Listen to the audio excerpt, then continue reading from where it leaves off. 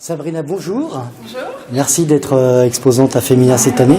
Merci à vous de me recevoir. Bah écoute, c'est un plaisir. Alors avant de parler peut-être de ta série de photos qui est derrière toi, peut-être déjà commencer, comment tu es venue toi à la photographie? C'est arrivé comment dans ta vie? Alors, c'est arrivé il y a à peu près 3 ans. J'ai commencé en tant que modèle. Et puis, c'était une période de vie un peu compliquée avec beaucoup de changements. Et j'ai toujours aimé les photos en règle générale. Et un ami m'avait proposé de poser pour lui, et puis ça s'est enchaîné sur plusieurs séances avec d'autres photographes ensuite. Et au départ c'était drôle, et puis au final j'ai pas pris plus de plaisir que ça parce que c'était toujours avec des hommes et que j'ai trouvé la relation parfois un peu compliquée. Et du coup, sans passer par autant par la phase de autoportrait, je me suis dit que ce serait bien que moi aussi je fasse de la photo, parce que j'aimais bien ça, mais le faire avec d'autres modèles. Donc ça a commencé avec des amis, et puis je fais des sorties, et voilà. Et tu as appris la photo toute seule, autodidacte? Oui, toute seule. D'accord. Qu'est-ce que tu utilises comme matériel? Alors j'avais commencé avec un Nikon 90D, ou D90, oui, voilà, avec un petit 50 mm 1.4, et puis l'objectif à morue, on va dire ça comme ça. Et donc beaucoup d'amis m'ont dit « Ah mais passe chez Canon », donc maintenant je suis au Canon, j'ai un 550D, et toujours mon 50 mm 1.8 cette fois. Mais voilà, et j'espère par la suite pouvoir investir dans un appareil un peu plus haut de gamme. Je suis contente de ça. Bon, bah, ça a l'air d'être pas trop mal pour l'instant quand même. Écoute, tu parlais de photographier des amis quand tu as commencé à faire tes exercices photographiques. Maintenant, qu'est-ce qui t'intéresse en termes de sujets? Si tu dois choisir, si tu es porté vers quelque chose? Moi, je travaille sur plein de sujets un petit peu différents, toujours autour de la femme. En fonction des séries, je vais aborder différents thèmes. Donc là, par exemple, avec Ophélie, c'était plutôt c'était la retranscription d'un tableau au départ. Et puis ça a touché à différents univers, mais ça peut être aussi des photos un peu de tous les jours. Et donc ça a fait un petit peu de mode, j'ai fait aussi un petit peu de beauty. Et là, actuellement, je travaille sur une nouvelle série qui s'appelle Derrière la vitre. Et donc c'est toujours avec des femmes, mais je change un petit peu les tenues et autres, mais je joue sur les reflets. Voilà. Et sinon, je travaille aussi sur un autre sujet qui va se prolonger sur plusieurs années, je pense. C'est une retranscription de la mode depuis le début du siècle. Mode féminine, ouais. Toujours. Alors pourquoi se focaliser sur les femmes?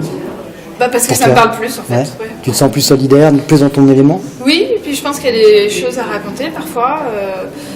Pour certaines, au début, ça a commencé avec la série sur les couleurs des saisons, par exemple, où c'était plutôt pour les mettre en valeur elles. C'était des femmes qui étaient un petit peu qui me ressemblaient entre guillemets, qui se cherchaient, qui s'appréciaient pas forcément. Et l'idée de la photo, c'était de les aider à s'aimer. Et toi, quand tu étais modèle, tu t'appréciais en tant que modèle? Non. Ouais. Toujours pas. Ça, on retrouve peut-être ça.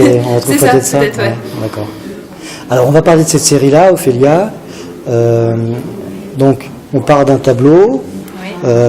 Et à partir de là, quelle histoire tu as imaginé ou comment tu as vu cette série? En fait, j'avais été inspirée par le tableau de Millet qui représente Ophélie morte dans le lit de la rivière.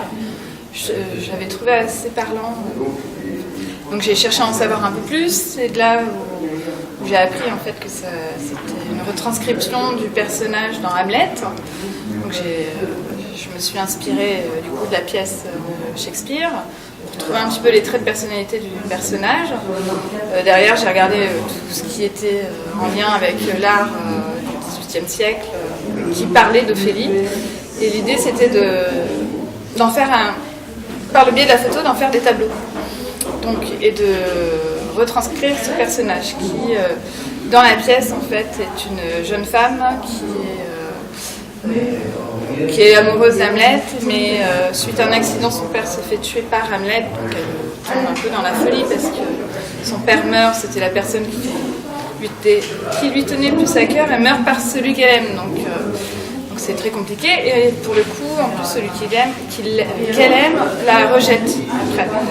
Donc elle finit par tomber complètement dans la folie, et Et puis un jour, au gré d'une balade au bord de la rivière, elle finit par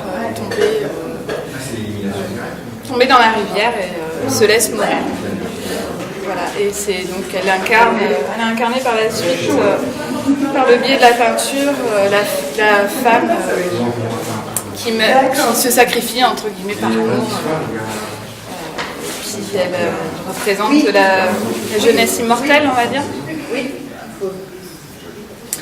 Donc voilà, donc c'est cette image que je voulais montrer.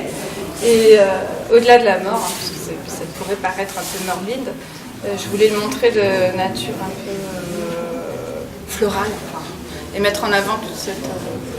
ça fait un beau contraste, on va dire, entre les deux. Si on regarde cette photo là qui est en face de nous et donc à côté de toi, donc prise ton modèle dans l'eau, oui. Toi-même dans l'eau, comment ça s'est organisé cette séance? Compliqué? Oui. Ah oui, alors celle-ci, moins celle-ci plutôt, je ne sais pas si on la voit, c'était la première et c'était la plus folklorique, on va dire, parce que pour une fois j'avais un peu laissé le modèle choisir le lieu, ce que je ne referais pas du coup, parce qu'on s'est retrouvé dans un lit de rivière qui faisait 1m30, qui m'arrivait aux hanches, on n'était que deux. J'avais apporté donc une robe de mariée, donc ça représente quand même beaucoup de poids et il y avait beaucoup de crans, donc on n'a pas pu faire vraiment ce qu'on voulait parce qu'elle se faisait emporter, donc j'étais obligée de la tenir, donc j'avais pas mes cadrages et tout. Donc c'était quand même oui, ça devait être compliqué à organiser, oui. Mais voilà, donc il n'y aura pas beaucoup de clichés sur cette séance-là, mais bon, il y en a un ou deux qui étaient plutôt sympas. Et du coup, après j'ai changé un peu mon fusil d'épaule, donc je cherche plutôt des lits de rivière, mais avec très peu d'eau, donc 15-20 cm au max, de quoi l'allonger pour pouvoir avoir... Donc avant que tout soit mouillé de partout, tu as très peu de temps pour faire la photo, j'imagine. Ah bah, une fois qu'on est dans l'eau, ouais. C'est ça. Et bon, puis en plus, il faut choisir sa saison, parce que l'eau n'est pas toujours très chaude. mais bon, voilà, c'est sympa. Puis dans l'histoire quand même qu'on a... Ophélie tient des bouquets de fleurs, donc il y a certaines fleurs qu'on peut trouver qu'à une certaine période. Si on veut retranscrire un peu ça, l'idée c'est d'y aller à cette période-là, donc c'est plutôt début du printemps. Je pousse jusqu'à début d'été et puis après j'arrête.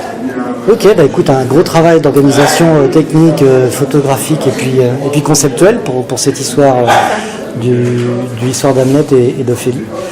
Bravo, on est très fiers de t'avoir ici et puis j'espère qu'on te retrouvera à une prochaine édition. Avec merci à toi. Avec grand plaisir en tout cas, merci.